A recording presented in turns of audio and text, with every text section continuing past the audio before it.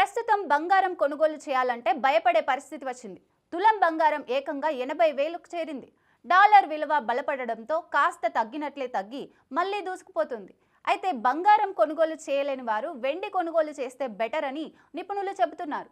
రానున్న రోజుల్లో వెండి ధరలు భారీగా పెరిగే అవకాశం ఉందని విశ్లేషకులు చెబుతున్నారు. మున్ముందు వెండికి డిమాండ్ పెరుగుతుందని అంటున్నారు. బంగారం వెండి నిల్వలు క్రమంగా తగ్గడం, ఒక్క ఏడాదిలోనే వెండి ధర 46% పెరగడమే దీనికి నిదర్శనంగా చెబుతున్నారు. ఇటీవల కిలో వెండి ధర ఏకంగా 1,00,000 దాటేసింది. బ్యాంకుల వడ్డీ రేటుతో సంబంధం లేకుండా భవిష్యత్తులో వెండి ధరలు భారీగా పెరిగే అవకాశం ఉందని సిల్వర్ ఇన్స్టిట్యూట్ అభిప్రాయపడుతోంది. వెండి ధరలు పెరగడానికి ఆర్టిఫిషియల్ ఇంటెలిజెన్స్ ఒక కారణమని నిపుణులు చెబుతున్నారు. ఇంతకీ వెండికి ఏఐ టెక్నాలజీకి సంబంధం ఏంటనేగా? ఏఐలో వాడే చిప్స్ తయారీలో సిల్వర్ కీలకంగా మారనుంది.